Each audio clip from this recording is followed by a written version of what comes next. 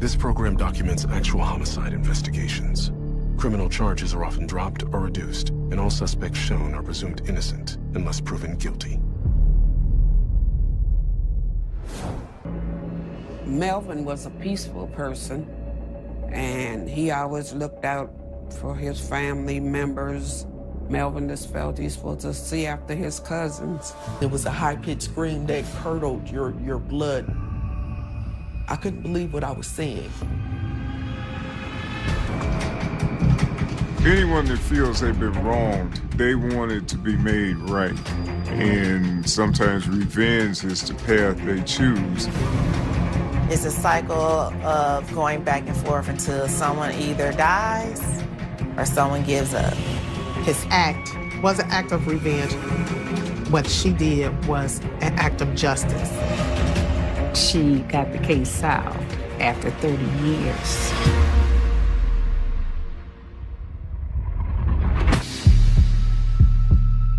December 28th, 1983.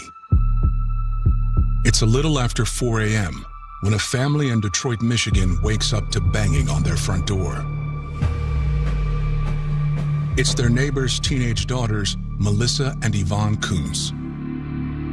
I remember Melissa coming in the house, screaming and crying. She was hysterical. And my mother was trying to calm her down to get the story out, and she just was saying, call the police.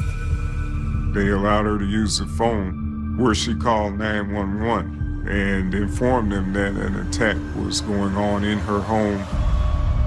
13-year-old Melissa explains that she was awakened by strange sounds coming from the bedroom of her cousin, Melvin Weathers.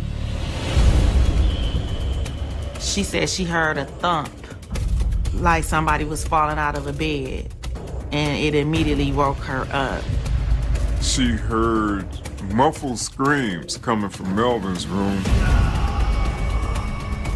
She heard noises as though objects were being tossed around. The telephone line seemed to be dead. Her mother told Melissa and Yvonne to hit the floor. They knew that that meant to get ready and get out of there.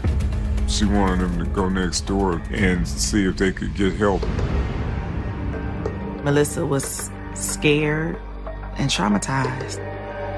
911 advised her to remain where she was because it would be very dangerous for her to go back into the house. 911 requested the police and medical assistance. When authorities arrive, they have no idea what has happened to Melvin or what awaits them inside.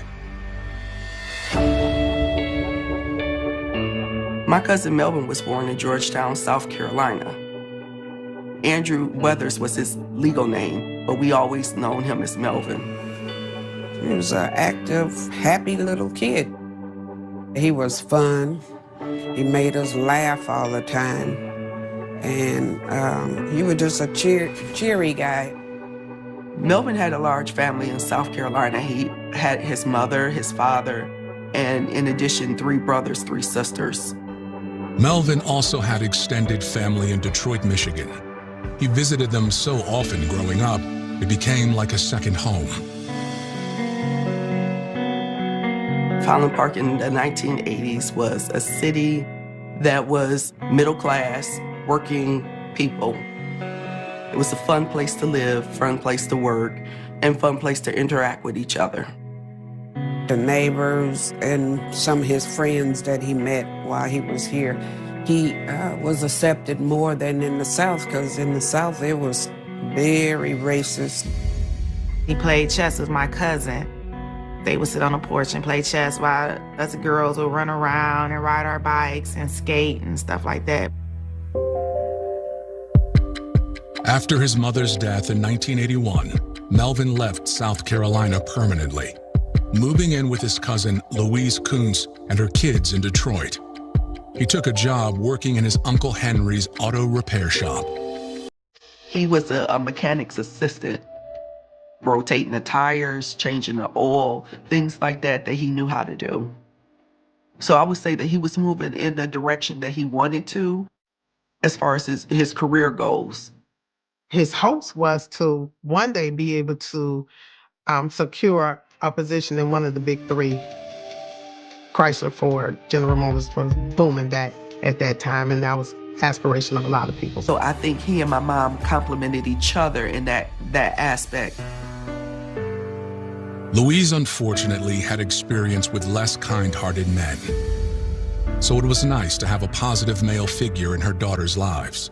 My mother appreciated the fact that Melvin was able and available to watch after us while she worked the various shifts at Michigan Bell. She knew she had the comfort of somebody that she trusted, somebody that was family and had our best interest at heart. Over the next 2 years, Melvin became an integral part of the family. He was surrounded by people who enjoyed him, who were happy for him to be there. He had gotten a job doing something that he loved to do and had hopes of moving even further, working on cars and working in the auto industry. So he had a promising future. But now his family and his future are both in danger. Within minutes of Melissa's 911 call, police arrive on the scene. Louise and her daughters are waiting for them outside with the neighbors. It was just chaotic at the time. Lisa knew that Melvin was hurt some kind of way. She was wanting to know, was her dog okay?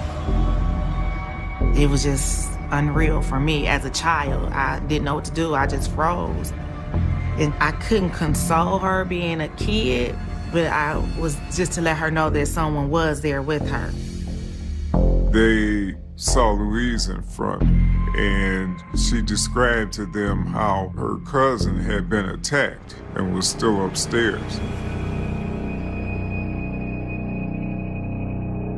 And then they entered the home.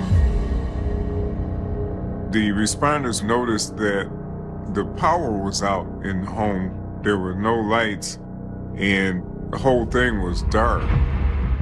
Despite the risk, Louise and Melissa followed the officers back upstairs to check on Melvin. So they would have had flashlights looking around. They would have been making sure that the perpetrator was not there.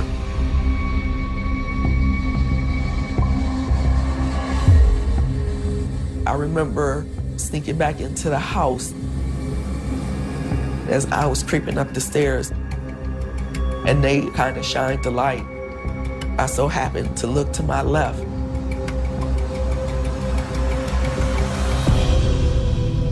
And there I saw the glacial stare of my cousin.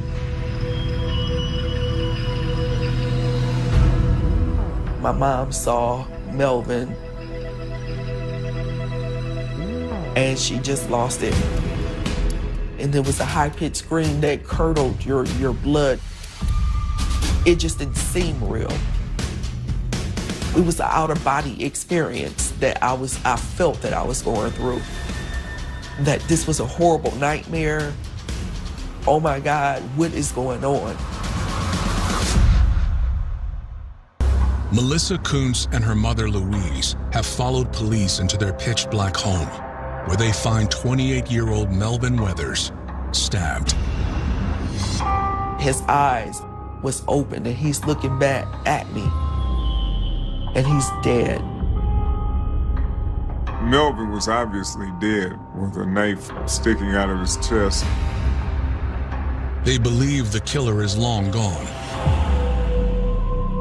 Thankfully, Louise and her daughters were not harmed, but the family dog is missing.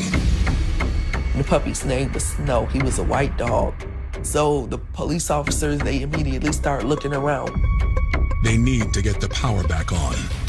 And the police asked my mom, where's the fuse box? And she told them that it was in the basement. I was holding on to the back of my mom's shirt for dear life as we was trying to maneuver through the house to go to the basement so that they could turn on the lights.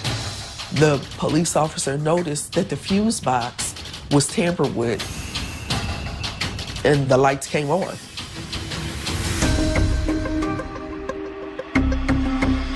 There in the basement, investigators discover how the killer entered the home. We hear this rustling sound. We all look to see which direction the sound was coming from. That's when they noticed that the window was cut out. It was like, I remember the officer said, that's how he got in. But where is the dog? The police officers looked in the washing machine as well as the dryer. So then they finally discovered the freezer on the other side of the basement. When officers opened the freezer, my reaction to seeing the dog being pulled from the deep freezer, I was happy that he was alive.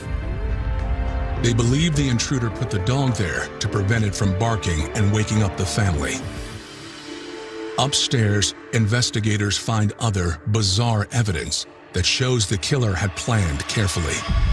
They find a pair of loafers that had sponges attached to the bottom, assumingly so that family couldn't hear noise as the perpetrator walked through the house.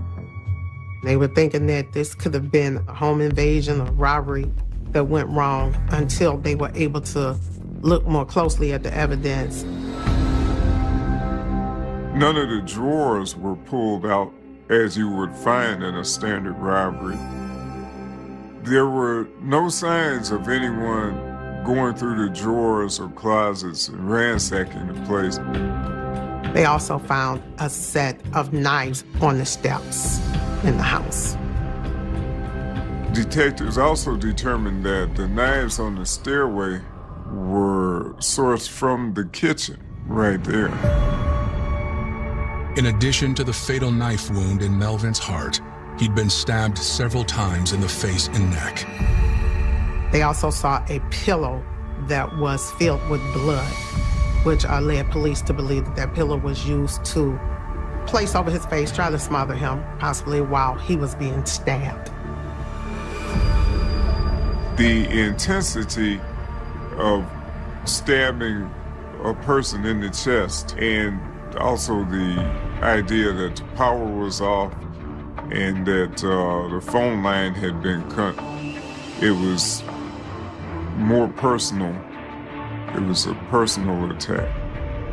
Given all the evidence that the police found that night, they pretty much assumed that they were working with a very calculated, dangerous individual who had premeditated to come into the house and kill the whole family.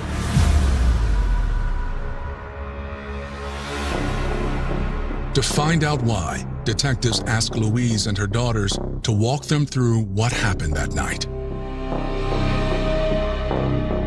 On the day of the murder, we were in the bed asleep. I slept in a room with my mother. My sister had her own room. Melvin had his own room, and his door was closed. I heard Melvin call out my mother's name and could hear a struggle that was going on at the same time, and we all jumped up. Louise tried to turn the lights on in the bedroom, and she immediately noticed that the lights would not come on. For a single mother of two, and the children waking up hearing muffled screams, that would be extremely terrifying. I was afraid for my life at that moment, and I know I needed to get help. That's when me and my sister tried to go call the police. I recall my mother telling us, tell the police that someone died and they'll come quicker. So as we were saying this, we trying to get out the stairs. So you get down the first flight, and then it's a little corner, and you go down the second part. Right there, when we get to the second part of the stairs to go out the door, I see the shadow that's in front of me. And I could smell this stench. Melissa says she instantly recognized the shadowy figure because she only knew one person who smelled like that. Her mother's ex-boyfriend, Bosco Lyles. Bosco had this combination of his body odor and the cigarettes that he smoked. So I was able to say for sure that that was him. I felt like I was in a horror movie, like right before, the killer is right before you. And it's a paralyzing fear that you feel that at any moment, if he turned around, I'm dead. For people living... There are over 1.5 million home break-ins every year. A third of them happen at night while the residents are asleep. For anyone who has experienced a home break-in, it is a paralyzing fear that you have. Is one that would make you feel disbelief that someone invaded your personal space, and to be able to dwell in your space is a fear that's indescribable.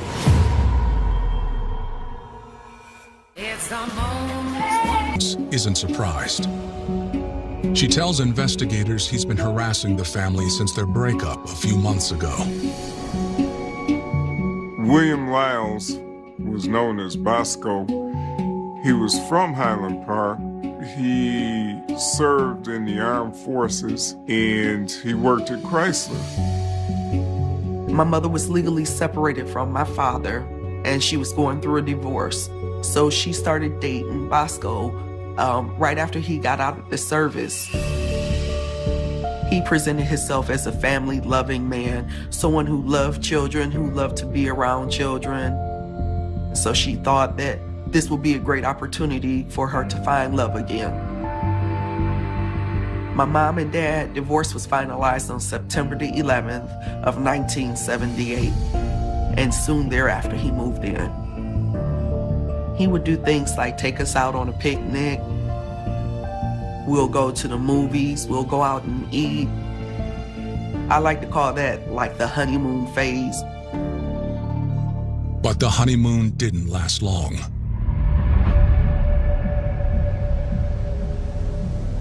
He changed. He wasn't that little quiet person that came in that she thought was gonna be a big help. Bosco's real personality came out. Before Bosco moved in, we had an open family relationship. You could talk, it was okay to laugh, it was okay to smile. You could have fun, you could play with your toys and do things like that. Once Bosco moved in, that dynamics changed completely. He had a vision of how he wanted a family life to be, and he expected us to conform to his way of thinking and acting and behaving. He was very much of a neat freak, control freak, and very much of a bully. He picked on people that he knew that he can get away with picking on. He started demanding, I would say, the girls to do what he wanted and how he wanted to be done. And also, like for Louise, he demanded her paycheck. Louise tells police Bosco also became increasingly abusive toward her. He would push her, slap her, hit her with a fist, and he would demean her in front of the children and in front of other people. And this is the kind of senseless abuse that she endured and that her children witnessed over the years of being with Bosco. Louise invited her cousin Melvin to live with him, hoping his easygoing nature would help diffuse the tension. He was not a big guy, he was not muscular, he was not a tough guy, but she felt that a male presence may serve as a deterrent. Melvin was, how would I put it, was he timid, like a real peaceful type guy. Melvin would take us out on walks just to get out the house and so we wouldn't be exposed to it. Because Melvin was just as afraid of Bosco as what we were. Louise explains to detectives that the situation continued to spiral out of control. Then one night, Bosco sexually assaulted her in front of her daughters. We were in the den when it started off. My mom had the TV volume low, and she was trying not to disturb him. He came downstairs and he was motioning for my mom to come upstairs with him. My mother said no. He picked her up and was trying to carry her up the stairs so that he could have sex with her. And my mother kept telling him no. She put her arms out to block herself from being able to go up the stairs. So he threw her on the living room floor. I ran upstairs to get my shoes so I could run out the house. When I came downstairs, what I saw was my mom had her hands over her face, but you could see the tears streaming from her eyes. She was laying on the floor in the living room, and he was trying to spread her legs. And I saw this fireplace poker, and I struck him over the back.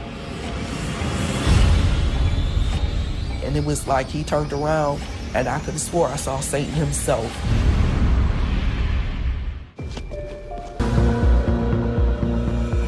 Melissa Coons tells police how when she witnessed Bosco Lyles trying to sexually assault her mother, Louise, she stopped the attack.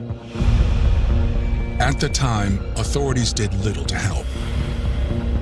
Back in the 80s, there wasn't a lot of laws to protect anyone against domestic violence. Police would come to the house and they would want to separate everybody, cool off for a period of time, and that was pretty much it.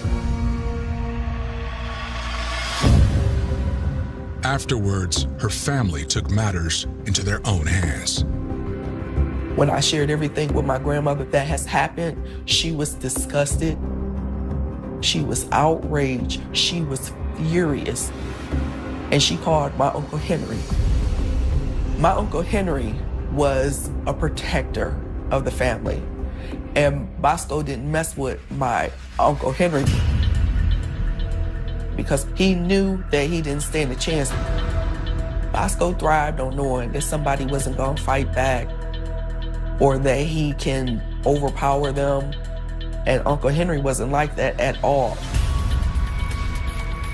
My brother Henry packed up Bosco's items and they was kicking him out of the house. So when my Uncle Henry came to the house, Bosco so happened to be at the house. Eventually, Bosco went down to his mother's house. But Bosco didn't get angry at Uncle Henry. Bosco went around telling people that the whole source of the problem between him and Louise was Melvin. He didn't want to accept that things was over, and he chose to blame the person that actually was the least culpable for everything. He could not accept that he was responsible for his own action and the demise of the relationship. He wanted to get back at Louise. He wanted to get back at the family. And he picked someone that he thought he could kill.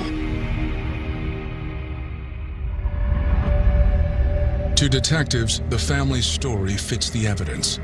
Bosco has both the motive and the means to carry out his threat. The house was pitch black. It was dark, but the person who had committed this crime was able to move about as if they knew the layout of the home without bumping into anything. He knew that there was a dog that was kept in the basement, and the dog could possibly alarm somebody that he was in the house. Detectives at this point are thinking that Bosco is the prime suspect. They began looking for him. They enlisted the aid of tracking dogs to try and track and see which way he had gone. Police dogs pick up a scent from the attacker's shoes left at the crime scene. It leads them directly to Bosco's parents' house. There were 3 men in the home: Bosco, his brother, and their father. They instructed them that whoever the police dog went to was the one that they was going to detain for further questioning. And the dog indicates by sitting next to a person that they are looking for. And the dog indicated on the socks that male had on. It turned out to be Bosco's brother, Bobby Lyle. Police are surprised by the unexpected turn of events and take Bobby in for questioning. In the interrogation room, Bobby denies any involvement in Melvin's murder. He claims he's been asleep in his bedroom all night. He wasn't able to really give any explanation as to why the canines led to him, other than he indicated that he felt like he was being framed. He stated that he had been at home, asleep that night. He did recall or remember somebody kind of messing with his feet and his socks being removed. Authorities have to consider the possibility that Bosco set his brother up by putting the socks he wore during the murder on Bobby's feet as he slept. Investigators eventually decide Bobby is telling the truth.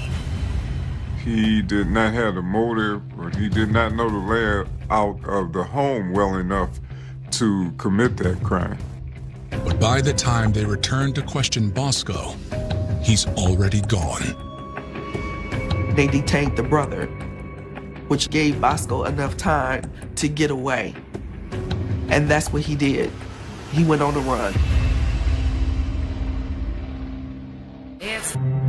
I believe that Bosco picked Melvin as his target because he probably felt like Melvin feared him just as much as Louise and the girls. So he was an easy target for him. He didn't think that Melvin was going to fight back. This murder was revenge, continued terror, to show that I'm still in control, that no matter how many men you move into this house, I'm going to continue to control the house, the family, and the situation. Walk with me. Less than 48 hours have passed since Melvin Weathers was stabbed to death, and the man investigators believe is responsible, Bosco Lyles, is now on the run. Detectives obtained a search warrant to search Bosco's home, and when they do that, they find a diary that has details of what Bosco may have planned to do to Louise and her family. I believe he wrote 24 times, "Louise, I am going to kill you." And then 7 times, "Louise, you are dead. Louise, you are dead." He had an entry saying that I'm gonna kill Louise, comma, her new so-called man, comma, Melvin, comma, and whoever else is in the house. Based on the evidence gathered so far, the court issues an arrest warrant for Bosco on charges of first-degree murder. But he continues to evade capture. In 1983, it would have been much easier for Bosco to run away. There was no social media at the time. Cell phones were just coming on the scene. It would allow a person to be more anonymous, say, than now. For my family, it was very frustrating to know that the man who actually committed this crime is not behind bars. It was a sense of panic and fear that he could come and retaliate at any time to finish off what he started.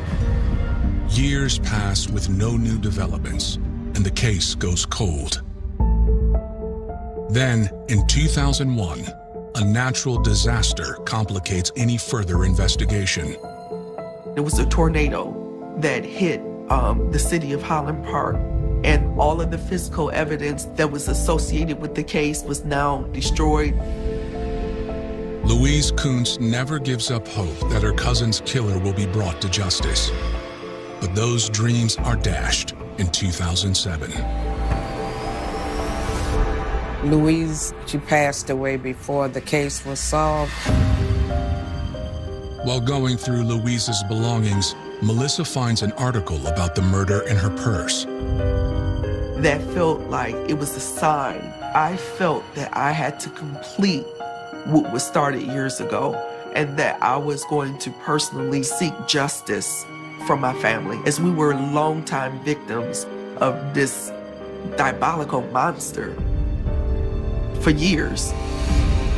At that point, it has been more than 2 decades since Melvin was killed. Melissa decides to go back to college and earn a degree in criminal justice. The fact that all this time has passed and nothing has been done with Bosco propelled me forward to continue and motivated me to make sure that I understood a portion of the law and be able to work within it to help me. In order to attack a cold case, you need to constantly be on top of it. You should always be looking, always trying to find information, always researching. And Melissa checked all of those boxes, and she never gave up. After graduating in 2011, Melissa reaches out to detectives about reopening the case. I remember sitting at my desk, and Melissa called. She began to pour out this tale of the murder, what had happened, and I could feel her resilience and her determination to get this case resolved. I felt as if he could hear my story and feel that little girl cry, feel that all the emotions of that little child going through the things that we had to witness, that justice would be served, that he would be able to bring closure. I tried to impress upon her, let me do the legwork and the looking around. You just keep up with the paperwork and that end. I called the city of Highland Park courts to see what information that they had. My name was on the original list of the people who was in the house on the original warrant. The court clerk listened to her, took the information, and went in the storage room and actually found the original warrant that had been issued for Bosco. That means investigators will once again be able to arrest Bosco, if they can find him. Melissa searches real estate records looking for names of former associates and discovers there is a Lyles now living in Oak Park. When I got the address to where the Lyles family was living, my intent on going there was to find out if anyone of the Lyles remembered the incident. I just wanted to ask about and find out any information I could about Bosco.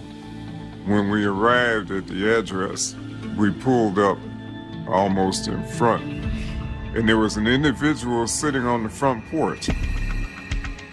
We approached, and I remember that individual looking at me with a very strange and perplexed look. I told the individual why we were there, and I asked him his name. He said something very generic, like Joe Jones. And I said, well, sir, you live here? And he said he was visiting from Mississippi. And that struck me as a bit odd. Looking at his age, I thought he might be Bosco 28 years later. So I asked the individual, I said, well, sir, could we take a picture of you? And he agreed. We sent the picture to Melissa Kuntz while we were standing there. And in a couple minutes, Melissa sent a text back. She said, it's been a lot of years, but that's him. After almost 30 years, Melissa Kuntz has made good on her promise to get justice for the murder of her cousin, Melvin Weathers. With her help, investigators have finally caught up with this elusive killer, Bosco Lyles. Upon seeing the picture that Detective Thomas sent to me, it was like, oh my God. I was in shock that he found him. I was shaking uncontrollably, and I was filled with emotions like, oh my God, you finally got him. He looked like he aged at least 50 years, and he looked horrible, but you could tell it was him. He just looked like he'd been through hell. Police arrest Bosco and charge him with first-degree murder. His trial begins in January 2013, 28 years after he allegedly stabbed Melvin to death. But with the physical evidence from the murder long vanished, there's no guarantee prosecutors will be able to get a conviction. At trial, some of the investigators that worked on this case were not subpoenaed. Most had retired, some had died, some could not recall the facts of the case, and for that reason, they were not asked to testify. Instead, the state focuses on Bosco's motives and history of domestic abuse. Bosco had threatened Louise many times and some other family members. And neighbors had seen Bosco threaten Louise and seen acts of physical abuse that he committed in front of the house outside. I knew of the constant phone calls. I knew the constant terrorizing of him driving by our street. So I knew that fear. Bosco's own words in his diary suggest he wanted to kill Melvin and Louise, and he knew his way around the house well enough to break in and do it. Bosco had lived at that house. He knew where the electrical panel was. He knew that the knives were kept in a butcher block in the kitchen. But the strongest evidence against him comes from Melissa. Melissa's testimony at trial was powerful, overwhelming, and it was riveting. She had prepared for decades for that moment. During my testimony, I actually explained to the jurors of everything that we had to go through leading up to Bosco killing my cousin. I was able to convey to the court how the abuse that we suffered at Bosco's hands, that we witnessed, the rape that we witnessed. I also went into details of the night that Melvin was murdered, what I actually witnessed and why I believed it was Bosco. Bosco had a distinctive odor. He was almost like he lived in a dumpster, and if you smelled that odor, you knew it was him. That odor told you who that was. Bosco's attorneys argue that there is no physical evidence connecting him to the crime, which means there's no way for the jury to find him guilty beyond a reasonable doubt. Defense presented several witnesses, and they highlighted the misidentification of Bosco's brother. Looking at Bosco in court, he looked unbothered. His reaction was as if he was just someone just sitting there as a bystander, no one that was on trial for murder. He didn't look like he was scared, timid, anything like that. On January 22nd, 2013, the jury returns a verdict. They find William Bosco Lyles guilty on all charges, and a judge sentences him to life in prison without parole. We hugged, we clapped, and celebrated afterwards. I mean, it was a joyful occasion for us. Lisa cried out, "Melvin, you got justice." I was grateful and elated that justice was served.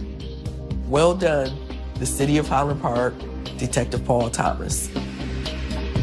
It was a fantastic feeling for me to know that this case had come to a conclusion and that Bosco had been found, that Melissa and her family were going to get some resolution to the case, and that I was able to be a part of it. Bosco's act was an act of revenge. Melissa's was an act of justice. It wasn't revenge. She could never be paid back for the loss of her childhood, the loss of her family, the loss of her security, her safety. I hope she got some closure. I don't know if she would think that she did, but I'm glad that she did get justice. The biggest takeaway from this tragedy for me is that life is too short. Please put on a low priority. This because it was not high priority at the time. No one has physically seen anything, just suspicion, so you don't want to rush to a scene like that. Moments later, a more urgent call comes in.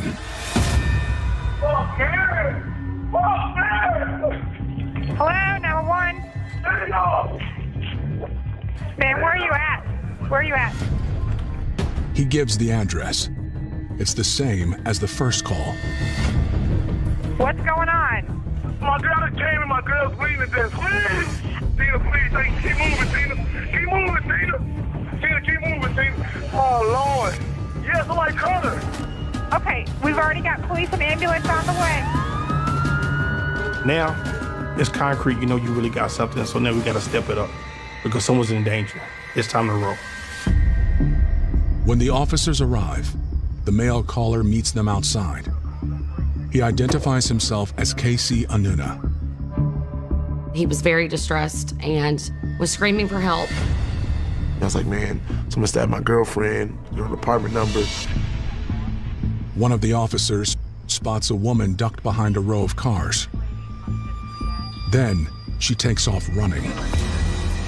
You're just thinking maybe she done did something or something's going on because now you don't know. Officer Brown was able to catch up. He sat her down on the parking lot and began asking her questions. And she immediately just responded that her roommate had been in a fight, was injured, possibly dead, and that she didn't know anything else that was going on.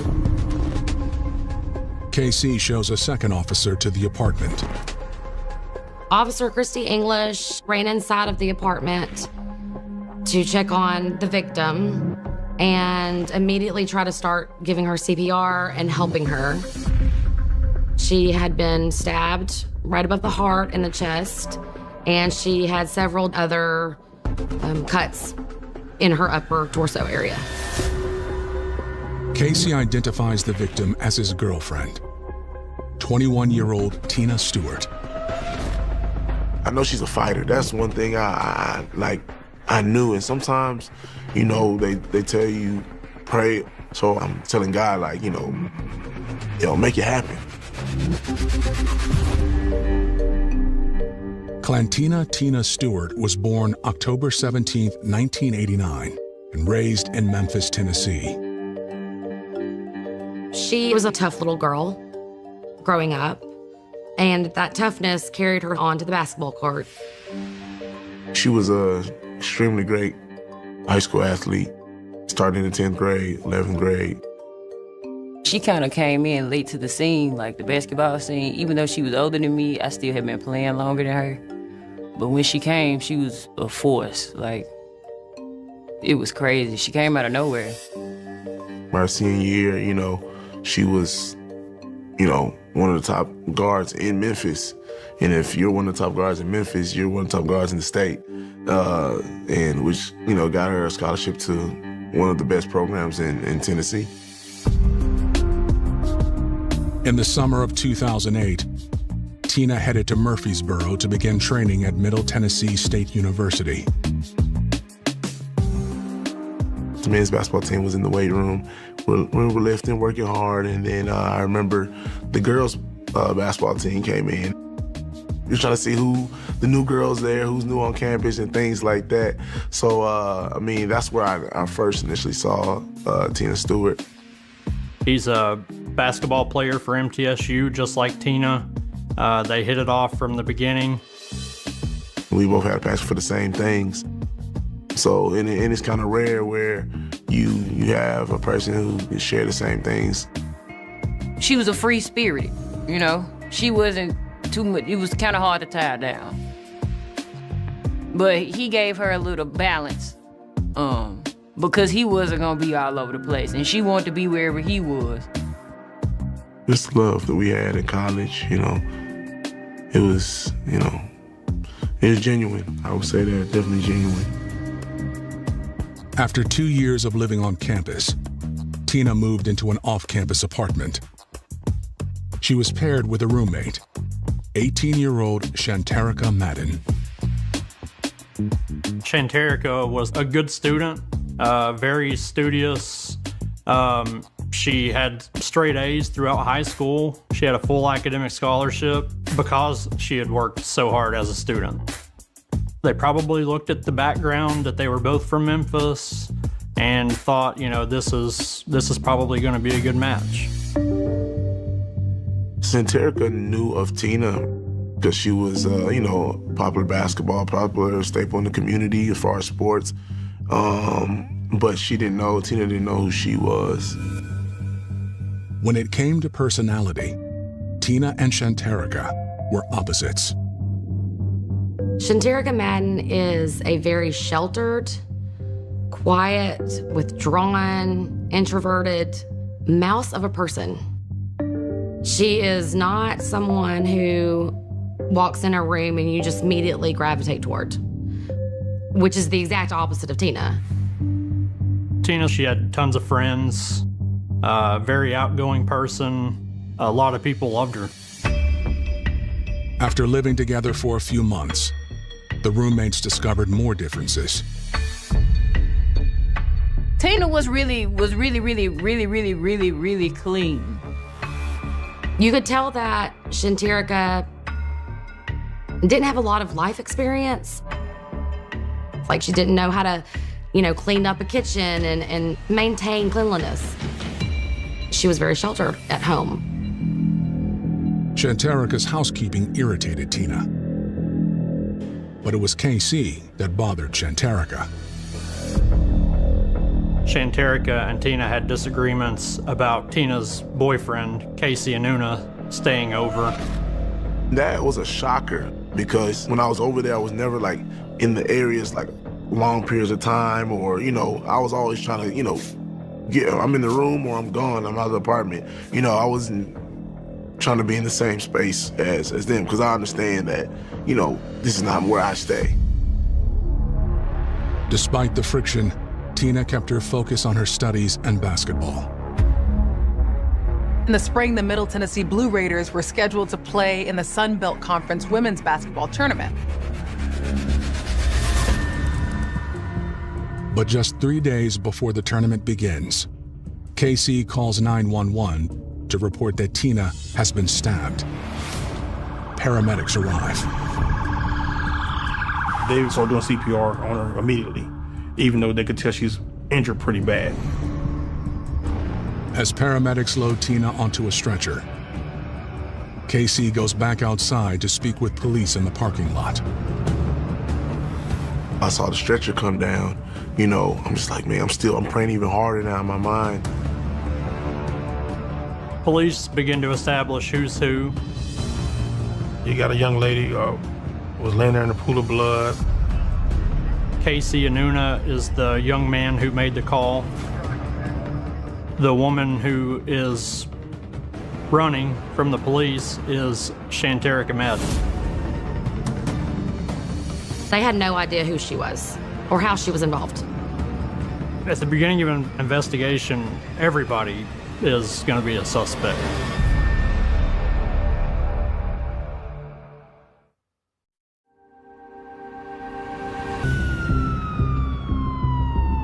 Shortly after 7 p.m. on March 2nd, 2011, detectives with the Murfreesboro Police Department are investigating the brutal attack on college basketball star Tina Stewart.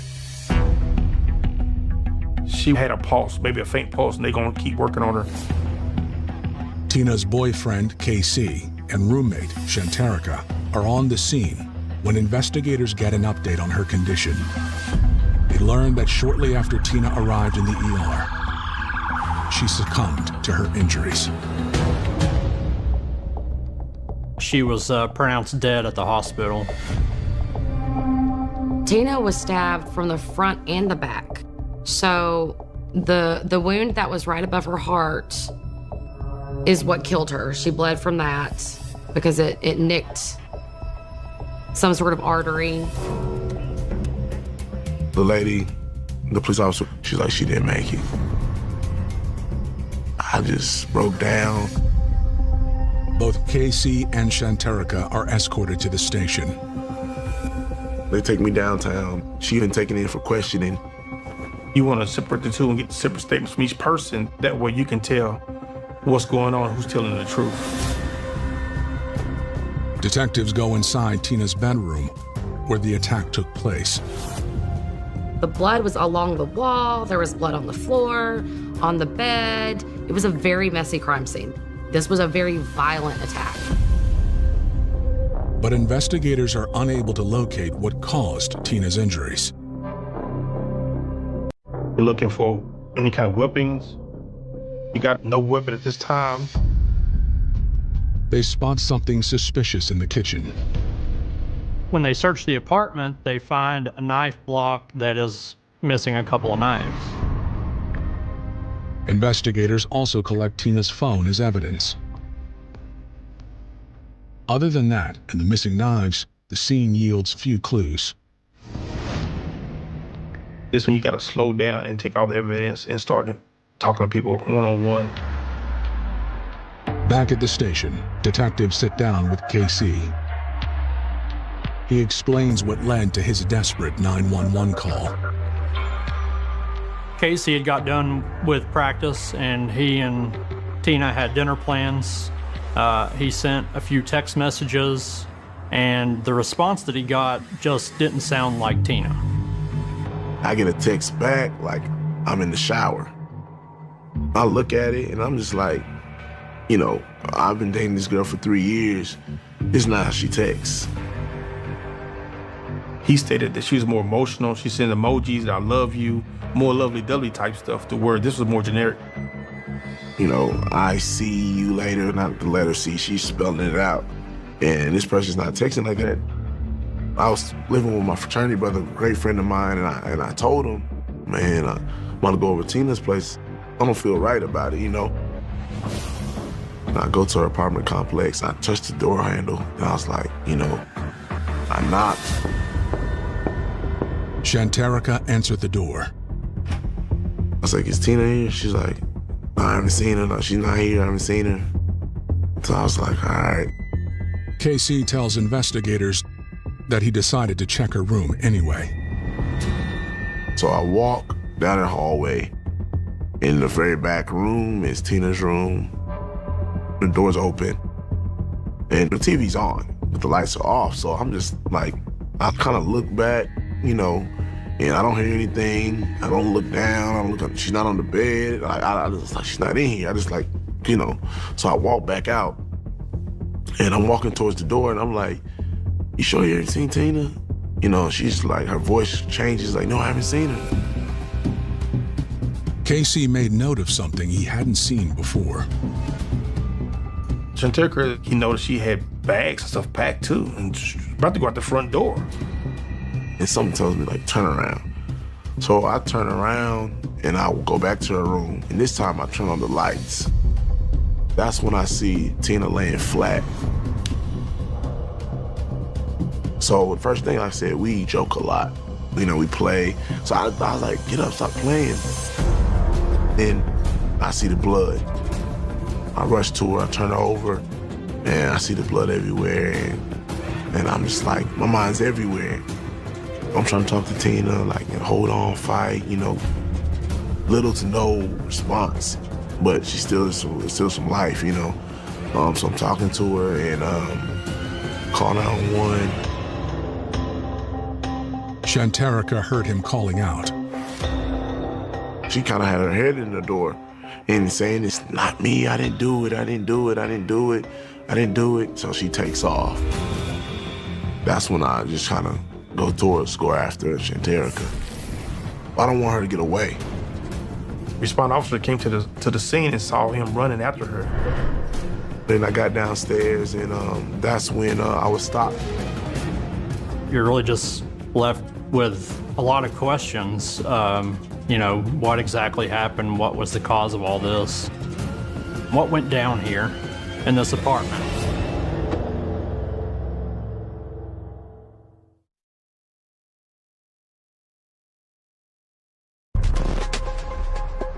On the night of March 2nd, 2011, police in Murfreesboro, Tennessee, are investigating the fatal stabbing of 21-year-old Tina Stewart. Her boyfriend, KC, is being questioned, and there's no reason to think that he might have done this. He's cleared pretty early on as a suspect. KC tells investigators that he can't think of anyone who would want to harm Tina. Like, I knew everything about this girl, Tina Stewart. You know, she told me everything. So it's like, nah, there was no other troubles going on. Although KC does admit that tension between Tina and Shanterica was running high. It was mostly about the cleanliness of, or the lack of, with Shanterica, leaving things around. You know, Tina was a very, you know, neat person. Then it was like taking things or touching things without permission as far as food, and she smelling the marijuana. Shanterica started smoking weed in the apartment, regardless of whether Tina was there. And that was a big problem for Tina. For Tina, since she's an athlete, she gets regular drug tests. And we learned that Shanterica is a casual marijuana user. Tina, you know, doesn't want this around her. She doesn't want to end up failing a drug test from secondhand smoke. And she want to lose her scholarship, and she also want to be in good standing with her coach, because now, you know, if I'm a star player and I'm busted with marijuana, she might not play me, and there go my hopes and dreams. She's just like, look, I'm not your mom, not your dad. You're in college, just don't do it in the house. Investigators prepare to interview Shanterica. But first, they speak with an officer who says he paid a visit to the apartment just before the stabbing, at Tina's request. He was a off-duty officer living at the apartment complex. We call him a courtesy officer. Your job is to answer any call at the complex. Loud party call, 3 in the morning, you go answer. So he got a call from the office manager that there was somebody smoking marijuana at the apartment. The courtesy officer made his way out there. Shanterica's asking, who called on me for this? How did you even find out about this? And Tina's coming out of her room saying, I'm the one who called. He told Shanterica to toss out the weed, not to do that again. He didn't make a formal complaint. I think that he was just trying to calm the girls down. Did tensions between the roommates rise even higher after Tina made the call? Investigators ask Shanterica. I understand that apparently earlier this evening there was some sort of altercation between you and your roommate. Shanterica says that shortly before 6 p.m., she was hanging out in the apartment with her friend Nene when the courtesy officer arrived. I guess my roommate had called the front desk, and the front desk sent the police over. And I talked to him, and he was basically like, if he searched my room and he didn't find anything, then it'll be cleared. And if I told him the truth, so he searched, and he was like, well, you told the truth. And he said, but he's still gonna have to talk to the manager. Already, investigators have caught Shanterica in a lie. They know that the courtesy officer found marijuana because they've already talked to him. And after he left, I talked to Tina, which is my roommate. I talked to her. Then I knocked on her door and told her that I need to talk to her. And we talked. And it kind of got heated because we both kind of had attitude. And she kind of shoved me, and I kind of shoved her back. And then the next thing I know, we was fighting. She kind of just slammed my head, so she was pounding my head, and I was pounding her face. And just with my hand. Okay. And then she pushed me to the ground. When she had my head, she pushed me to the ground, so I was right on the ground. And I got her. And she was like, get out of my room, get out of my room. So I left. According to Shanterica, Nene left the apartment soon after, and Tina was right behind her. My roommate, she was doing something. I think she was putting on her shoes because I seen her kind of roam around moving, because there's no what she was doing. And she turned down her TV, and she put on her jacket, and she walked out the door. Shanterica says she also left. I walked all around the parking lot, kind of because I was trying to get out the nerves out of my system. And I didn't shut the door, I just kind of shut it. I didn't lock it, I didn't bring my keys with me. And then she said on her way out, she did notice that there was a guy hanging after we dressed that she'd never seen the complex before. She says there's a man with dreadlocks who was in the area, who was carrying a knife. When she returned to the apartment a little while later, the front door was open. The door was still, it was like, wasn't closed. I kind of shut it. The front door? I shut the door, and it wasn't closed. It was kind of like cracked, so I just thought she came back. She says that Tina must have come back while she was gone, and this dreadlocked man must have attacked her. He black, he got dreads, and he kind of tall, but everybody taller than me. But he got probably like 5'6". And this is the third time I've seen him over there. Detectives don't buy it. This whole story seems made up and really unlikely. Now, you're at a critical point right now, all right? You're at a fork in the road, okay? And I want to help you choose the right fork. Something bad happened tonight. But Shanterica sticks to her story. All I know, I did not kill Tina. Tina was perfectly fine when I left. She is very, mechanical in her movements, the way she talks, the way she responded to detectives. During the whole interview process that night with police, she might as well have been a robot. Investigators noticed something else about her behavior. During her interview, the whole time she's kind of using a card and kind of picking the blood off the ends of her fingers. The fight she described having with Tina wouldn't have left blood on her hands, so where did that blood come from?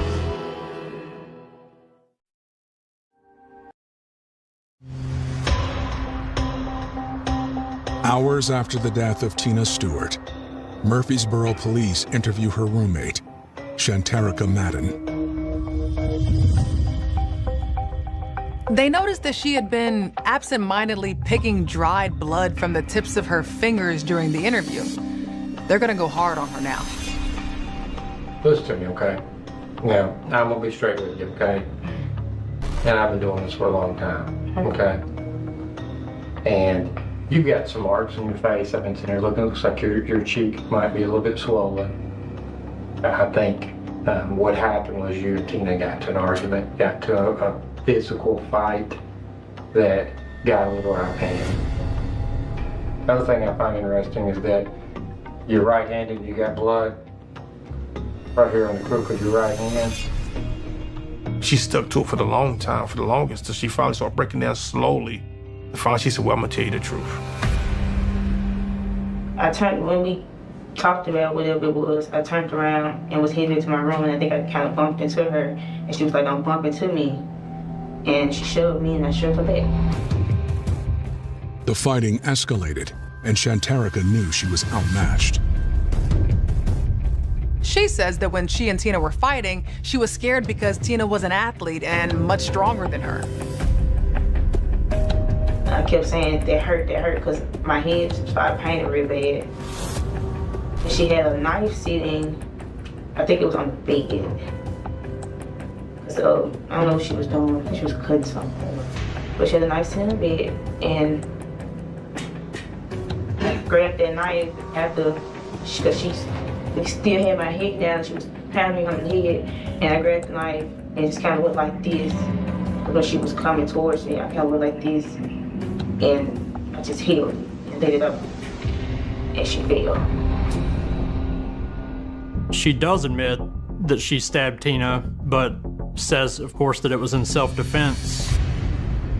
I didn't mean for this to happen. And the problem with the whole thing is, why didn't you call the police at that time? I had my phone in my hand. I was like, I need to call somebody. I need to call somebody. And I was gonna go call the police. I had my phone, but I couldn't find the number that I wanted to call. Where's the knife at now? I don't remember. I don't remember if I dropped it or if I took it outside when I went outside. I don't remember. You remember who didn't want it? Be sitting out there in that field or something and some kid get a hold of it or something like that. I don't think so. Okay. I can't remember. Investigators get word that officers back at the crime scene may have the answer. A neighbor saw Shanterica around the dumpster just after this incident occurred.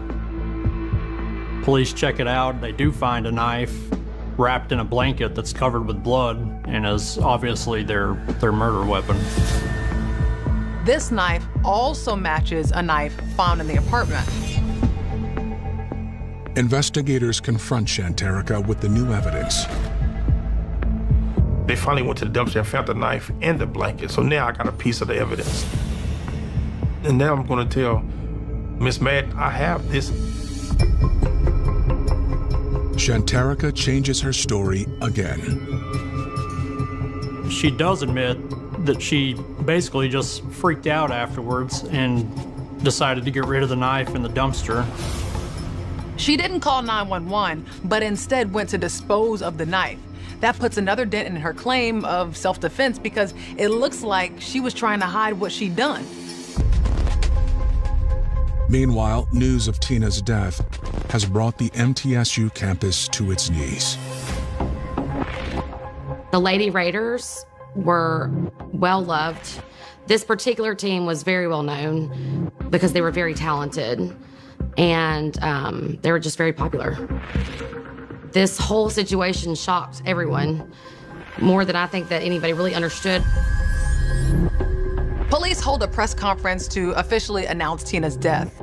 They also ask anyone with any information about the crime to call in. At 6:20 p.m., Shanterica's friend, Renee Nene Reese, calls police. Renee Reese tells police that she was there when the security officer came to the apartment and when Shanterica confronted Tina.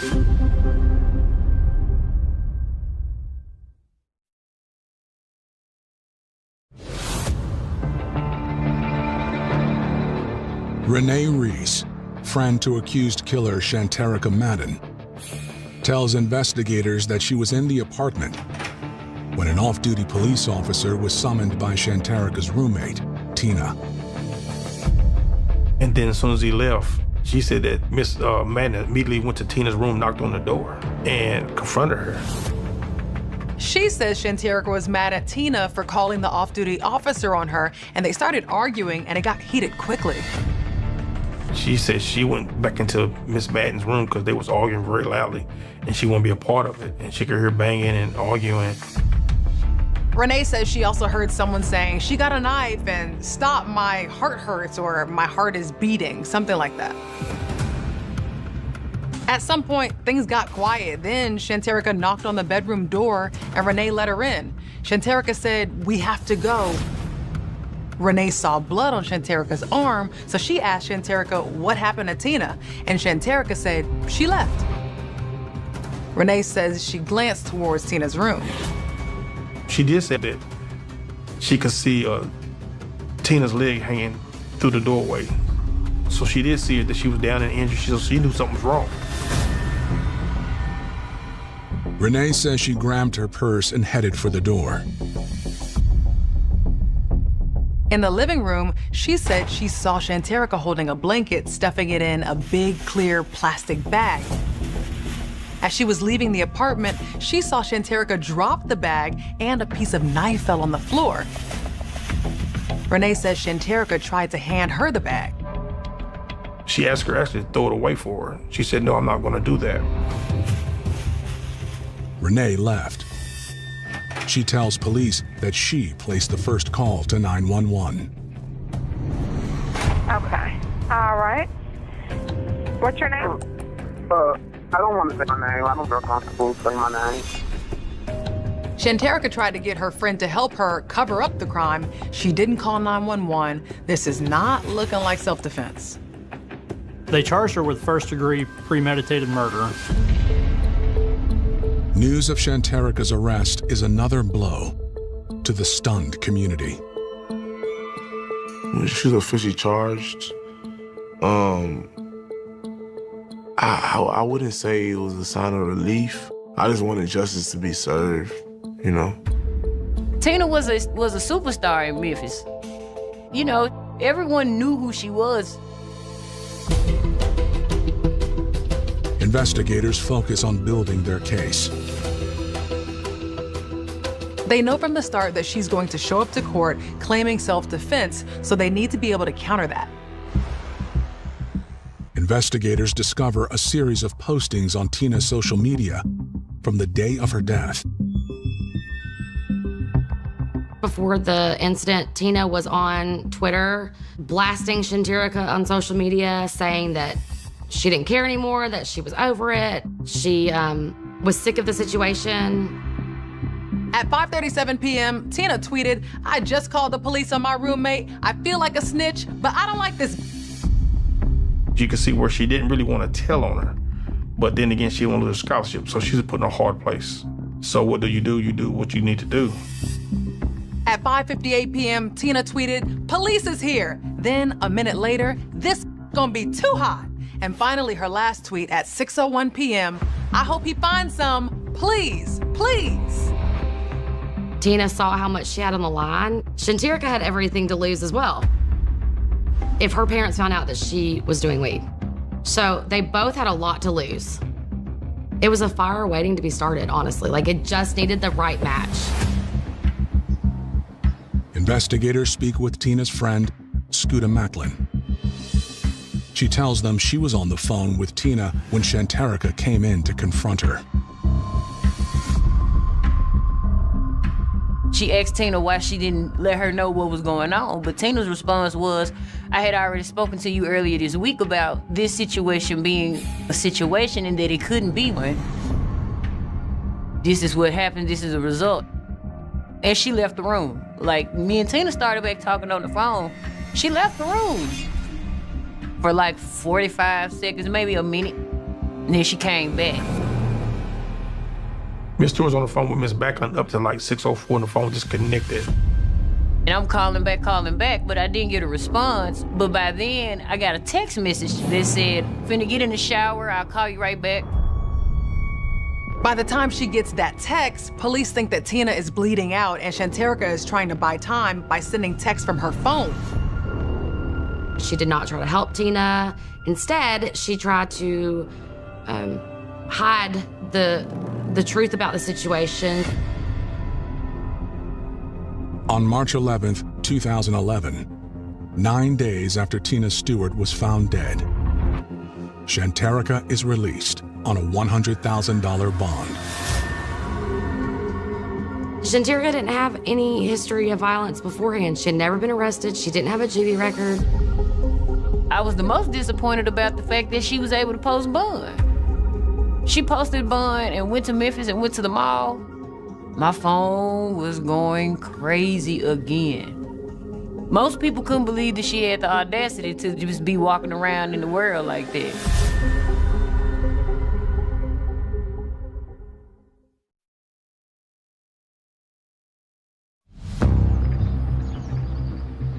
On May 9th, 2012, Shanterica Madden goes on trial for first-degree murder.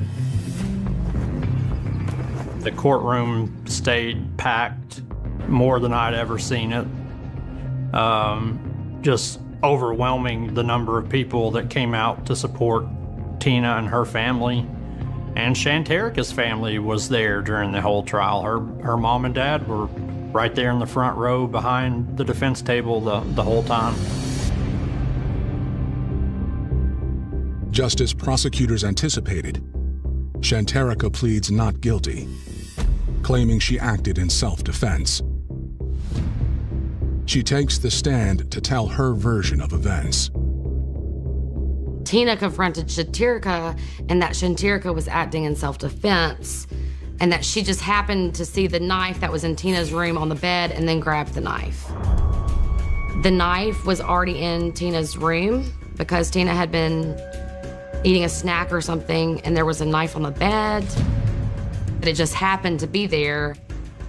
And so she used that in self-defense in the heat of the moment. Prosecutors argue that the forensic evidence tells a different story. The blood spatter showed that Tina had been stabbed from behind initially, and then at some point had turned around and tried to defend herself. That aligns with what the coroner found during the autopsy. You can see on her hands she was cut, and she was trying to defend herself from being attacked. Tina was stabbed in her back, upper torso area at one point, so that doesn't lend itself to a self-defense argument. They also argue that the knife wasn't on Tina's bed. Nobody had ever seen Tina leave dirty dishes or food just sitting out on the bed. That was not her personality whatsoever. She was very clean, conscientious about being clean, and she usually didn't eat in her bedroom. As soon as she went to grab the knife, she was formulating the plan, was their argument. That she had to make a willful decision to pick up the knife and to use it. Shanterica did not immediately call 911. She did not try to help Tina. Instead, she immediately started trying to hide evidence, knowing full well that her roommate was bleeding to death on the other side of the wall. On May 14th, the jury reaches a verdict. The jury found her guilty of second-degree murder and tampering with evidence. They concluded that, yes, she was guilty, but they couldn't definitively say she planned this murder. Later at sentencing, Shanterica received 29 years in prison, 25 for the second-degree murder charge, and 4 years added onto that for the tampering with evidence charge. 29 years versus a person that's lost their life, it's not equal. It's not equal. You shouldn't be able to, she can come out and still be able to at least do something, experience something, whereas Tina can't. I've been watching the March Madness in the Final Four. I could see my best friend being one of those coaches. You know, I could see my best friend standing out there clapping and supporting some girls and giving them an opportunity to shine and show who they are. And that's ultimately what I feel like was taken from the world. It was sad to see a beautiful young, girl like that who had such a bright future, who overcame so much, who was the first person to go to college from her family, to die in college. That's not how it's supposed to go. That's not how the story is supposed to end. You know what I'm saying? That's just not how it's supposed to end. Just learn to deal with it. That verdict just basically told me to get on with life. Get on with your life. Today, I'm a mother of 5. I'm married now. I'm happy. My happy ending is my babies. Finding someone that accepted me and my babies. To raise them. Destiny has never met or talked to her father. Some days it could be hard to talk about Wesley. That's my blood, that's my cousin. Those will always be his friends, but they won't look out for him like I would look out for him. Firefighters are there thinking they're gonna put out just a brush fire, but the closer they get to it, they start smelling the distinct odor of flesh. We're thinking betrayal, we're thinking finances. I mean, everything from a business deal that goes bad and there's a lot of money involved. If you can't trust your boys, who can you trust? This is a textbook case of a revenge murder. They wanted payback. It was December 23rd, 2005. Stephen Akins and a friend, Abdul, went to the house of his cousin, Wesley Person. All the guys had went shopping earlier that day, and they had agreed that they would meet up later on to go hang out, get some drinks. Abdul and I show up to Wesley's place around 6, 7 o'clock in the evening. We knocked on the door, he wasn't there. Stephen tries calling Wesley, but his cousin doesn't answer. So we just left and went our ways. 2 more hours pass. Abdul and I trying to really figure out, because I was sitting there like, man, it's been too long now. I know he would have texted me and said, yo, cuzzo, I'm good. I'm all right. Come pick me up or whatever. I knew he would have called me, but there wasn't. So that's around that time I started being concerned. What's going on? Later that evening, they get a call from Wesley's live-in girlfriend, Keisha Walker. She just got to the house, and Wesley's not there. She called us and told us, hey, his bags is here. So he was here, but I don't know when he came in, because I never got a phone call from him when he came back. But all of his bags is here, even the stuff that he bought me. We called around, asking everybody that, we could have known. They reach out to Wesley's best friend, Justin Glover, who had given Wesley a ride home from shopping that afternoon. Justin says, I haven't seen him either. It's just not like Wesley to go off the grid like that. And as every minute passes, the group gets more and more worried. He hasn't called his cousins, he hasn't called his friends. It's a big question as to where is this man?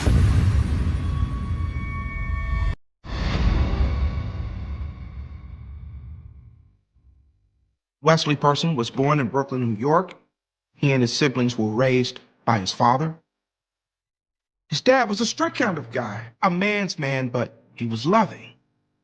Wesley had a brother and a sister, and as far as his mom goes, the family they just don't talk about her much. Wesley's family had strong family roots in New York. He was especially close to his cousin, Stephen Akins. We did a lot of things together as a family. Wesley was my older cousin. He was about maybe 4 years or 3 years older than I was. So even though he was my big cousin, we both played that part of making sure that we looked out for each other. He had a great imagination and he loved a lot. He loved to see smiles on people's faces, and he was a jokester. Wesley was very quick-witted and he was very protective, and that made him very popular among his friend group in high school. Wesley's best friends outside of the family were 2 guys he grew up with in the neighborhood, Abdul McCauley and Justin Glover. Those 3 were close childhood friends. I'm talking elementary school, staying in each other's rooms, sleepovers, bunk bed talk, all of that good stuff. Now, this is a tight group of guys. They did things together. They knew each other's families. If you ever saw one of them, you saw all of them. They just stuck together in a pack. In 2000, Wesley's crew decided to move from Brooklyn to Harrisburg, Pennsylvania. Lower cost of living, better job opportunities, and since these guys often made big decisions together, this was no different. But there was only one person missing from the group, and that's the cousin, Stephen. Now, Stephen is like a brother to Wesley, so he wants his brother with him in Harrisburg. Wesley ended up calling me and asking me, hey, there's a lot of opportunity here for you. And for real, I'm here by myself. I got my friends, but ain't nothing like actual blood family. So I took him on the offer. All right, I'm not doing nothing where I am, so why not come down there and hang out with you? Fast forward 5 years, Wesley is settled in Harrisburg.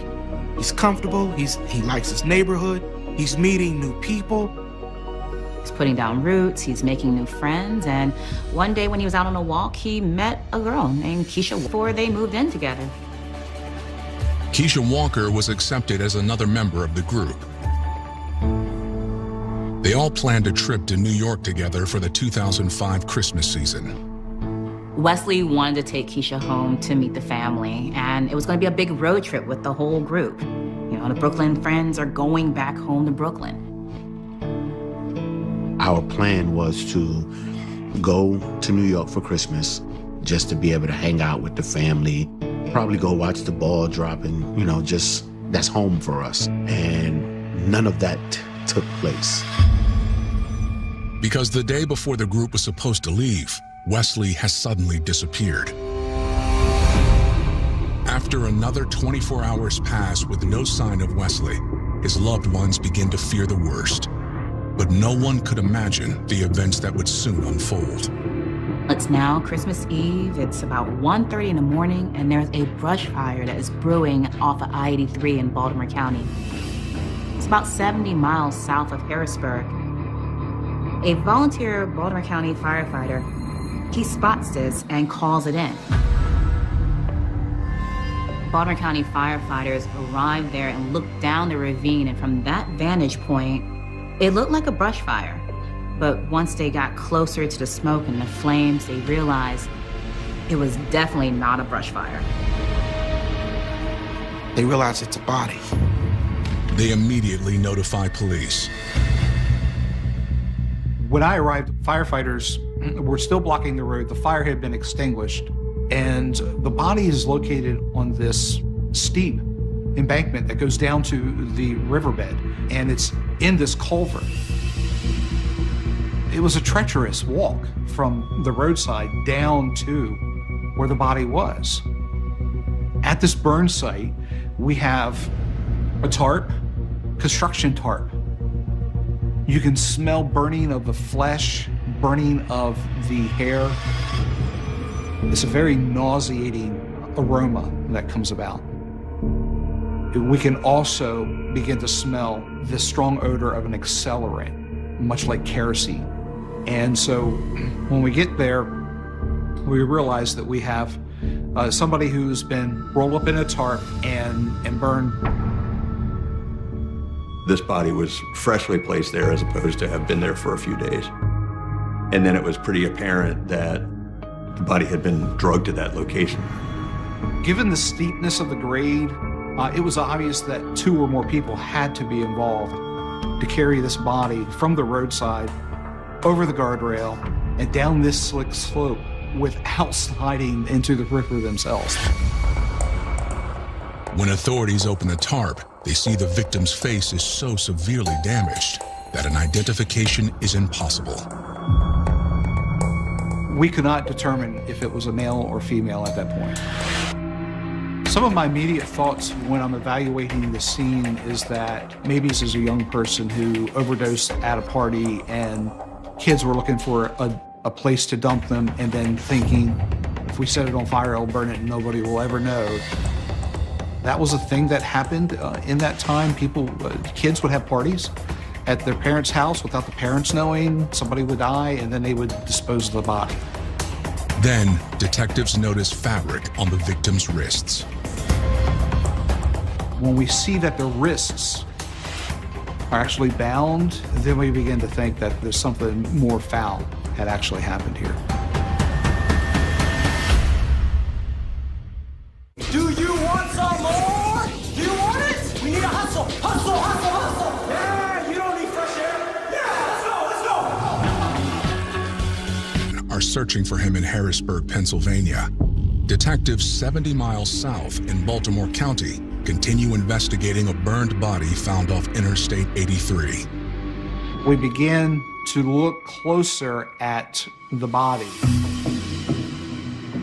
And it's at this point that we begin seeing exit wounds from the victim's face. So we roll the body over, and we can now see entrance wounds from gunshots close up at the back of the head. So immediately, we all look at each other and realize we have an execution. When we had rolled the body over to be examined the back of the victim's head, we find this debris. Things that you would see from a construction site. We saw tidbits of what we thought was drywall turned out to be plaster. We saw sawdust and I think it was even like drywall screws.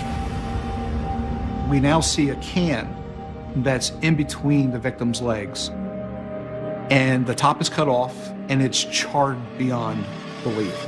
But it itself actually had that strong aroma of the accelerant that we had been smelling earlier while on the scene. Crime Lab comes in and they put some lights on the scene for us, and we're able to then begin looking around the scene. So we're looking for footprints in the snow. We're looking for anything that may have been discarded that could be related to it. And as we're looking around, we find what looks to be a freshly discarded cigarette lighter. Investigators collect the evidence, and the medical examiner removes the body. We get into the autopsy room, and as a homicide detective at that time, it was a common practice that the detective actually works alongside with the actual medical examiner during the autopsy process. We can now see that we have an African-American male who is light-skinned in color and even has a piece of jewelry, an earring, in his left earlobe. The victim was not just burned, they were shot multiple times to the back of the head, exiting out the front, which makes it really hard to get a dental ID. Then the next step we look at is fingerprints. So when we started to examine his hands, we could see that the ends of his fingers were burned off. They were burned down to the bone, with the exception of a couple of those digits. And on those exceptions, we found just a few slivers of skin that still maintained part of the fingerprint. But the damage is severe, and they only ink a partial print, not enough to run through the database. The last way that we can identify a victim, in this case, is through DNA. And so we take blood samples and other samples for toxicology and for DNA profiling that we hope to do later in the investigation. Unfortunately, the DNA sample will help only if the victim's DNA is already in the system, or if detectives find someone to compare it to. As we're working through this, we become perplexed with how are we going to identify this victim so that we can get more information about their background. And so I realized that as a sketch artist, I can take pictures of the victim here in the autopsy room and then later conduct a post-mortem sketch and then release that to the media in hopes that we can make an identification. And Ken Lang was also a forensic sketch artist. And so he had done a rendering of the victim, drawing of his face, some very distinct features, such as his hairstyle, his cornrows, and there was a pretty distinct earring. Investigators decide not to include the earring in the sketch that will be released to the public. This would be some intimate information that only we as detectives know about this victim. Once the sketch is completed, they were able to share it with law enforcement agencies and news organizations across the I-83 corridor. They shared it from D.C., York, Pennsylvania, all the way up to Harrisburg. We don't normally release beyond the Baltimore metro area, but we did. Knowing that we were on that I-83 corridor, we wanted to expand that search. 2 days later, they get a call from Harrisburg. That caller was Keisha Walker. She said that sketch looked like her boyfriend, Wesley Person. Only one thing. She said it didn't have the earring in his ear. As soon as we had this information, we knew that this was probably going to be our victim, Wesley Person. Life is all about...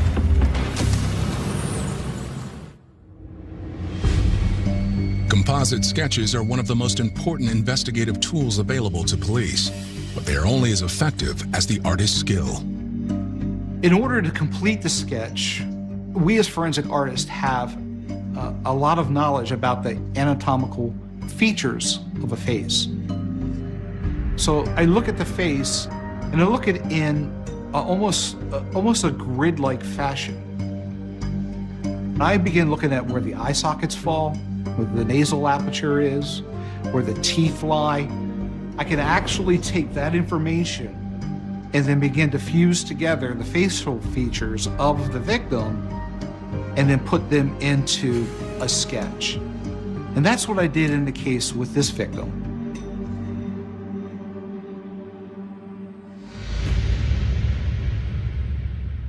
When Keisha Walker tells Baltimore police she thinks the body they found is her boyfriend, Wesley Person, Baltimore PD reaches out to their counterparts in Harrisburg, Pennsylvania.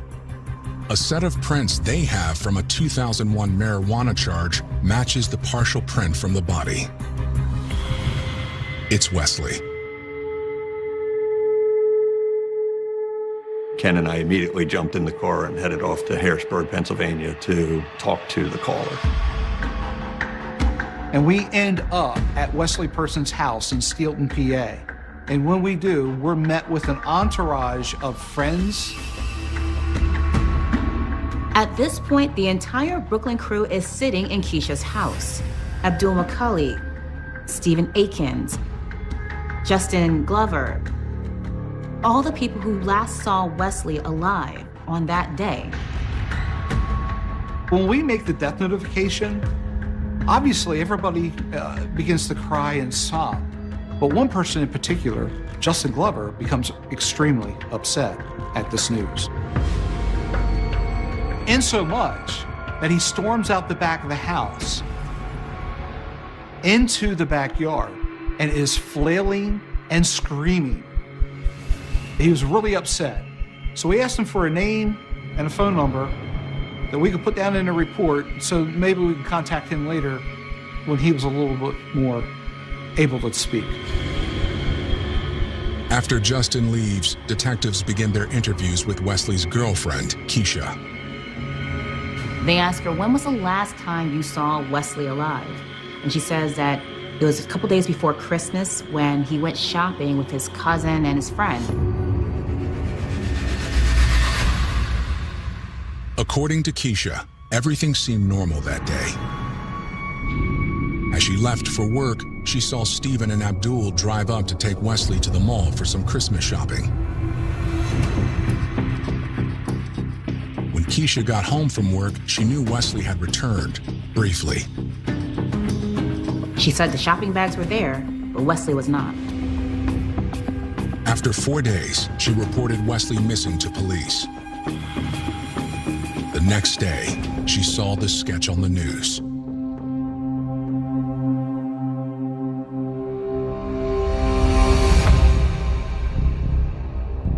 Detective's next interview is with Wesley's cousin, Stephen, who provides more details about their trip to the mall and the cash Wesley was spending. We stopped at a few places to get clothes and shoes. Myself, Wesley, and Abdul. And the whole time I was really curious because I know that he didn't really have, a lot of money. And with that, it made me curious, like, where is, all of this money coming from? I received a phone call from Justin, and he asked where we were, and I didn't think nothing of it. He's a part of our group. So I told him, yeah, we at Sneaker Villa.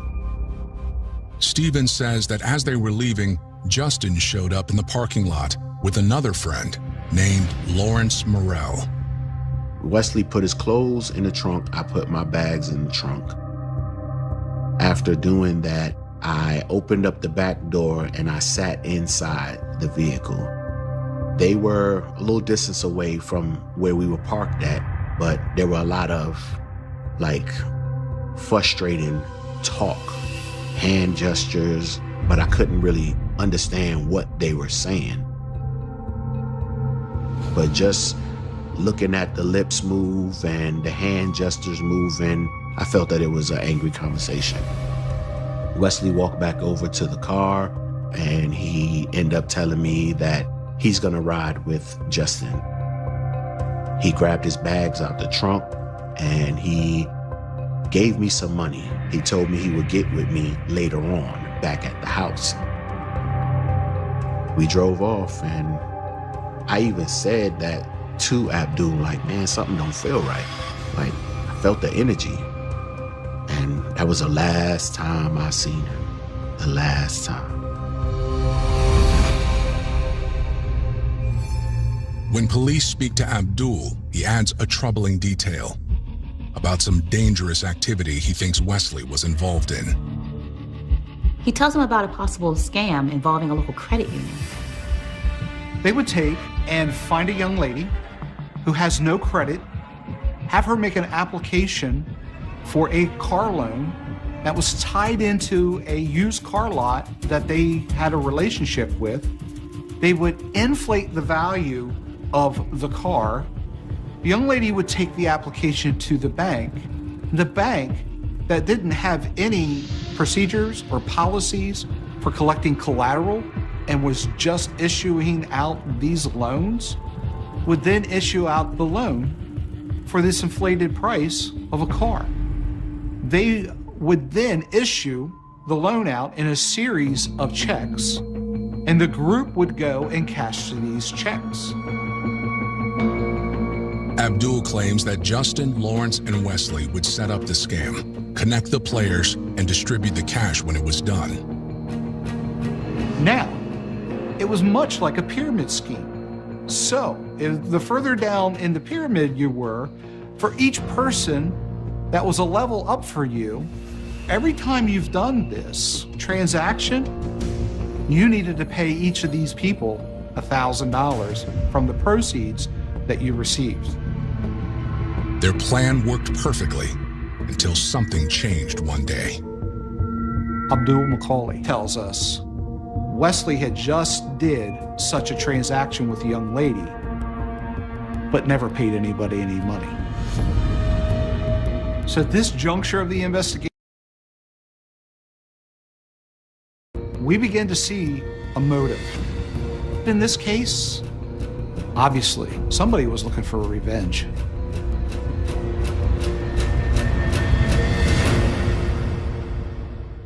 Investigating the murder of Wesley Person, detectives can't get a hold of Wesley's best friend, Justin Glover, who also seems to be avoiding his friends. We didn't hear from him. He didn't come around us. But his friends tell police what Justin told them before Wesley's body was found.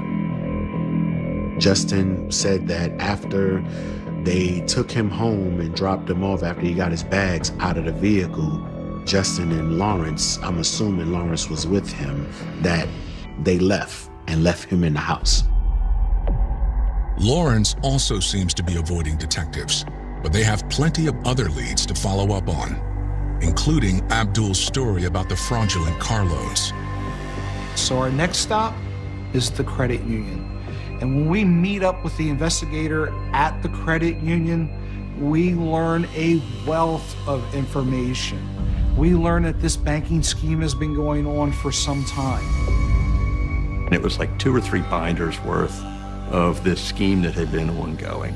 And when she laid it out, she kind of had a high-level summary and an organizational chart of the players that were involved. 3 of the names are very familiar. It was an arrangement with Wesley Person and Lawrence Morrell and Justin Glover to steal, to engage in this bank fraud scheme. We also learned this was the first time Wesley did this transaction, and that he received $20,000 in all from the different checks that were cashed, and that he received it, the last payment, on December 23rd, just in time for Christmas. A woman by the name of Karen was recruited into the scheme. She got the check, she got her cut, and Wesley pocketed the rest. Wesley's share was nearly $20,000. Detectives were starting to get the sense that Wesley's murder was possibly payback for him not sharing that $20,000 with the group. If Wesley cheated Justin and Lawrence out of their cut, Their desire for revenge might have been motive for murder. To learn more about that murder, investigators turned to the evidence found with Wesley's body. When they found the body of Wesley wrapped in that tarp, there was also like plaster and things that were associated with the construction site. Forensic specialists determined that the material is horsehair plaster used in the 1930s and 40s, which means Wesley was most likely killed in an older home under renovation. Now here's where it gets interesting. It turns out that Lawrence Morrell owns 5 different properties here in Harrisburg, Pennsylvania. They were fixing up the houses and then renting the houses. The houses were in Morrell's name. So then we began looking at those properties. We began driving by the locations, seeing which may be occupied and which may not be. Finally, they spot one under construction that seems to fit what they're looking for. It's a townhome, 3 stories, dated back from the early 1900s. Has this beautiful old architecture that many of those types of buildings had. Maybe that's our crime scene.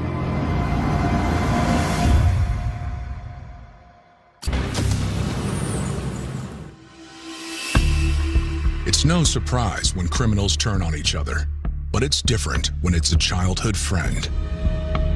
Why was Wesley Person murdered? I think just as much as the 20,000 was the betrayal. There's a lack of respect, going behind their back. They tried to bring him into the fold and trust him in their organization.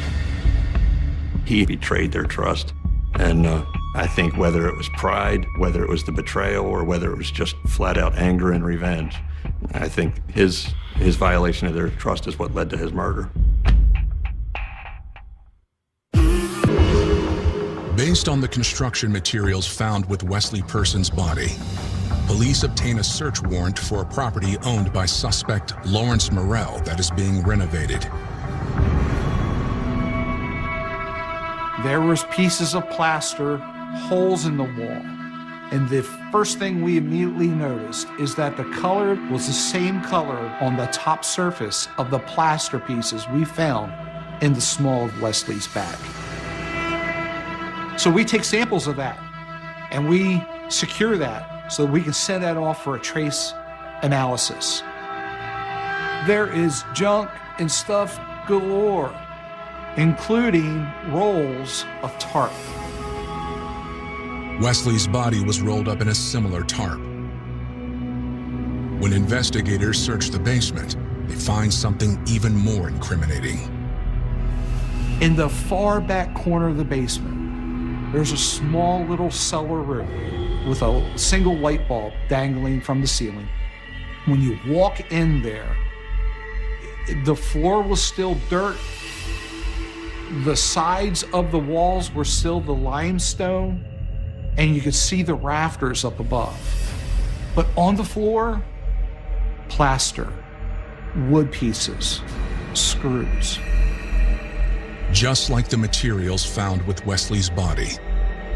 And as I look down, I also notice a piece of round ductwork that's not quite clasped together. I saw what I thought might be blood spatter. Authorities send the ductwork to the crime lab for further analysis.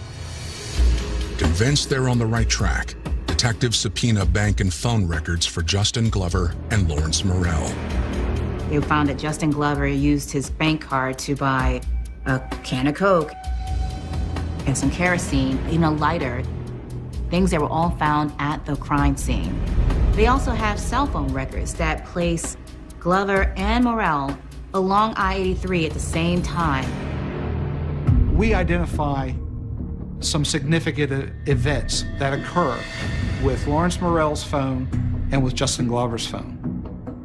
Both phones are hitting off of the same tower here in Harrisburg, PA, on the same date and time, right before we believe Wesley's body was transported south into Baltimore County, Maryland.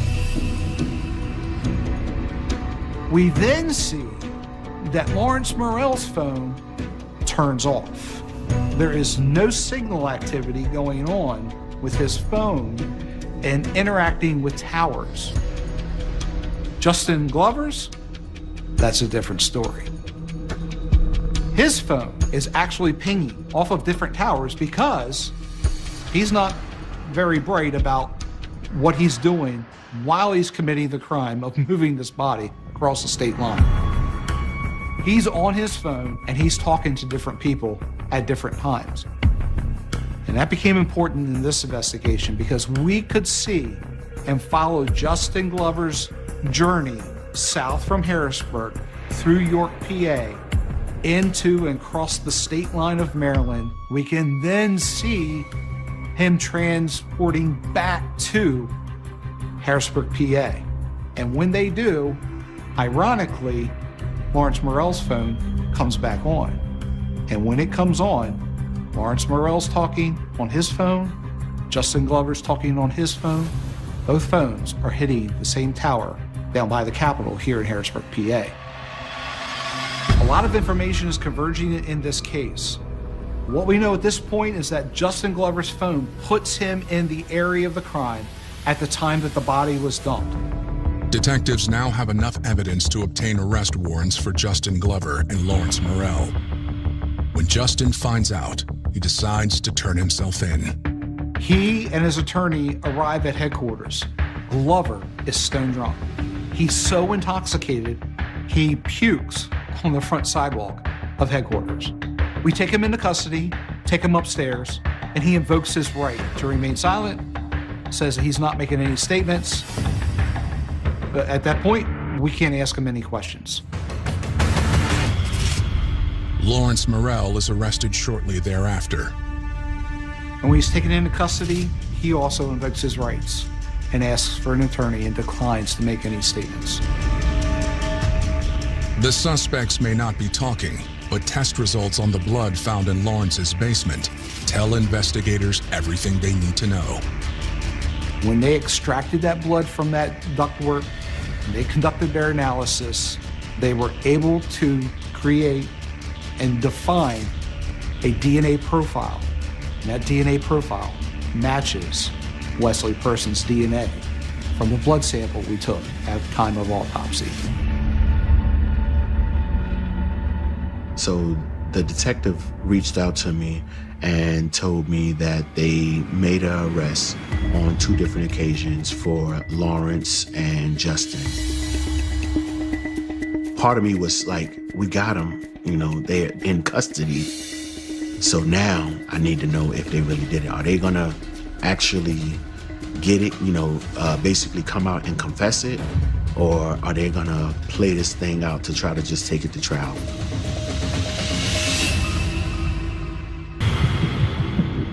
"24-year-old Justin Glover and 21-year-old Lawrence Morell stand accused of murdering their childhood friend, Wesley Person, for double-crossing them in a scam involving car loans.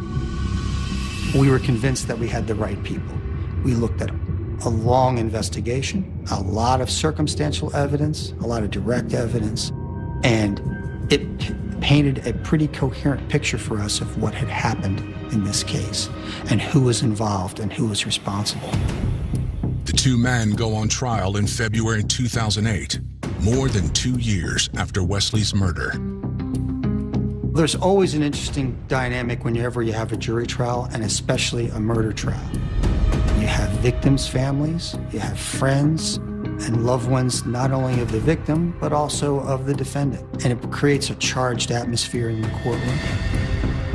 I am angry. I'm talking about angry to the point where I wanted, like, the anger was taken so far over me that I wanted to put hands on them. These were supposed to be some of the safest people he could be with. And now they're accused of killing him.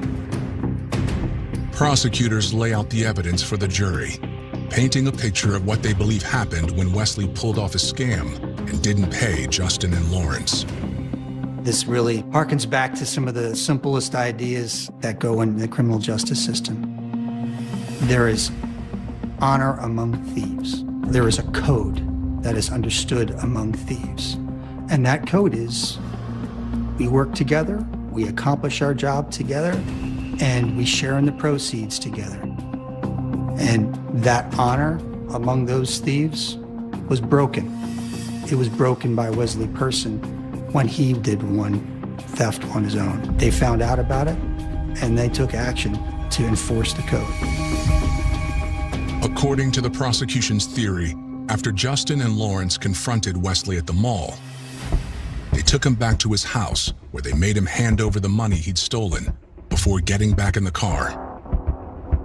I believe that the trust was still there to where they can drive around and go to different places without him feeling any issue of, I'm about to lose my life, until they probably got to that household that they were renovating. They dragged Wesley to the basement.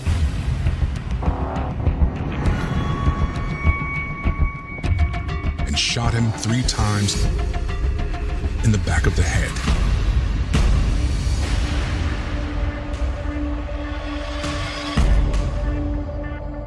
To get rid of the evidence, they drove the body of one of their closest friends to a remote location and set it on fire.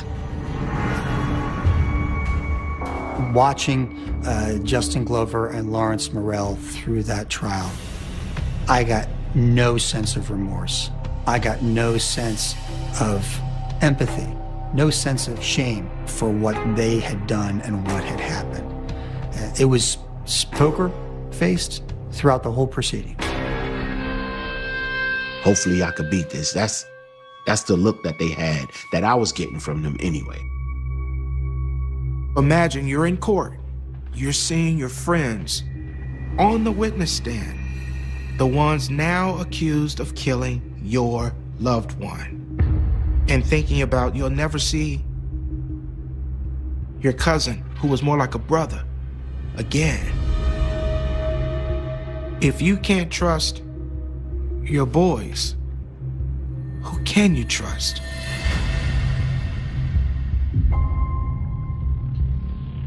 The defense argues that the state doesn't have enough evidence directly tying Justin Glover or Lawrence Morrell to the crime. But the jury doesn't seem convinced. My recollection of the jury was they were really interested in hearing from Wesley Person's friends, the friends who testified about what they saw Wesley Person doing, particularly with Justin Glover and Lawrence Morrell in the days before he went missing. The jury deliberates for over a day before they reach a verdict. The jury returned a verdict of guilty for both defendants. They were found guilty of murder on February 19, 2008. The defendants were both sentenced to life in prison. Despite the prosecution's attempt to keep both killers behind bars forever, Lawrence Morrell eventually gets out of his life sentence.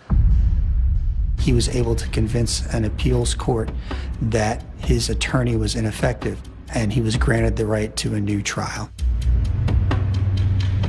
Rather than retrying him, prosecutors offered to let him plead guilty to third-degree murder. Lawrence Morrell plea bargains and agrees to plead guilty for the time served. And it was ultimately released. What a tragedy this is, that this group of friends, all who set out from Brooklyn, New York, who wanted a better way of life, they come to Harrisburg, establish their roots, but then money becomes more important than their friendship. This is a textbook case of a revenge murder. They wanted payback.